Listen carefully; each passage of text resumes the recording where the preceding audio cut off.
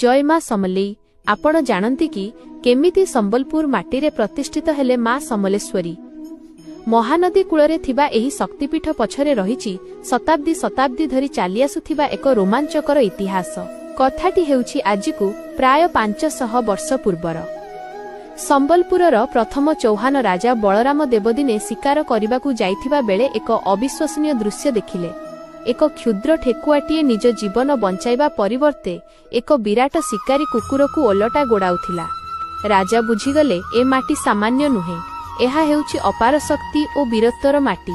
ସେହି ରାତିରେ ମା ସମଲେଇ ରାଜାଙ୍କୁ ସ୍ୱପ୍ନାଦେଶ ଦେଲେ ଏବଂ ମହାନଦୀ କୂଳରେ ଥିବା ଏକ ସେମେଳି ଗଛ ମୂଳେ ନିଜର ଆବିର୍ଭାବ ବିଷୟରେ ଜଣାଇଥିଲେ। ସେହି ସେମେଳି ଗଛର ନାମ ଅନୁସାରେ ମାଙ୍କ ନାମ ହେଲା ସମଲେଇ। ଆଜି ବି ମା ଏଠାରେ ଭକ୍ତଙ୍କ ଦୁଃଖ ହରଣ କରୁଥିବା ଜାଗ୍ରତ ଦେବୀ ଭାବେ ପୂଜା ପାଉଛନ୍ତି। ଯାହା ମୁଣ୍ଡ ଉପରେ ମାଙ୍କ ଆଶୀର୍ବାଦ ଅଛି ତାକୁ ପୁଣି ଭୟ କାହାକୁ। ଯଦି ଆପଣ ମଧ୍ୟ ମାଙ୍କର ଜଣେ ସଚ୍ଚା ଭକ୍ତ ତେବେ ଭିଡିଓଟିକୁ ସେୟାର କରନ୍ତୁ ଏବଂ ଭକ୍ତିର ସହ କମେଣ୍ଟରେ ଲେଖନ୍ତୁ ଜୟ ମା ସମଲେଇ।